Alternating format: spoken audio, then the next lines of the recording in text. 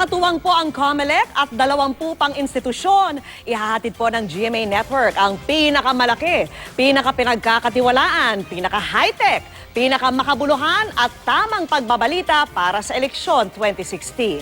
At yan po ang tinutukan ni JP Soriano. Buong puwersa muling nagsama-sama ang mga pinakamabibigat na pangalan para sa pinakamalaki, pinagkakatiwalaan, pinaka-high-tech, pinakamakabuluhan at tamang pagbabalita para sa eleksyon 2016. Kanina, nagkaisa ang GMA Network at ang 21 institusyon na kailangan ng matapat, makabuluhan at credible na presidential election.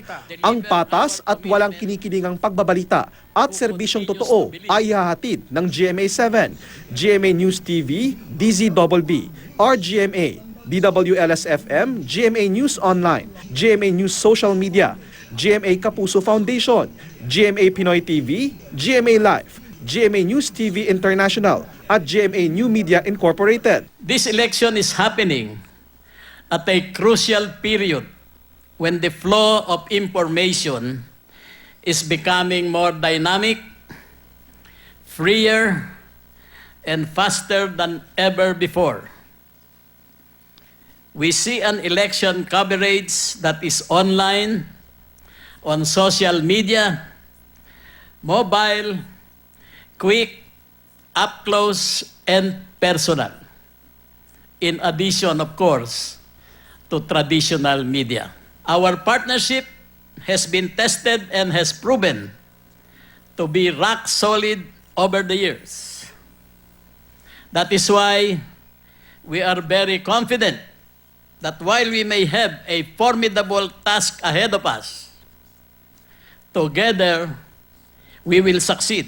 We are all committed to a comprehensive, accurate, and credible election 2016 coverage.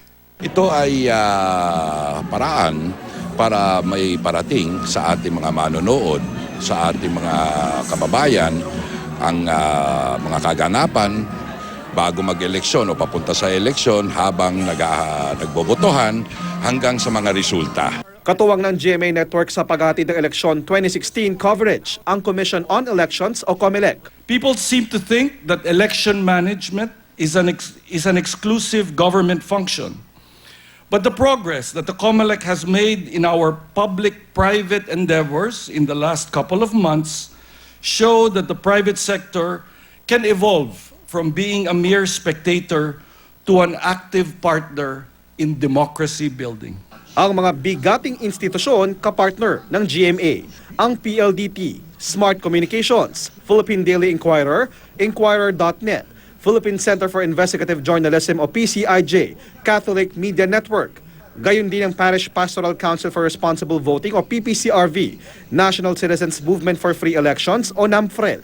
Mula sa Academe, ang University of the Philippines, Polytechnic University of the Philippines, Ateneo de Manila University, De La Salle University, University of Santo Tomas, at AMA Education System. Katuwang din ang Philippine Bar Association, Chamber of Commerce of the Philippine Islands, Philippine Entertainment Portal, Youth Vote Philippines, Waze, at Viber. Ito ang eleksyon 2016 coverage. Walang kinikilingan, walang pinoprotektahan, walang kasinungalingan, serbisyong totoo lamang. Katotohanan ang panata namin. Katotohanan ang panata namin. Katotohanan ang panata namin. Sa bayan. JP Soriano, nakatutok 24 oras.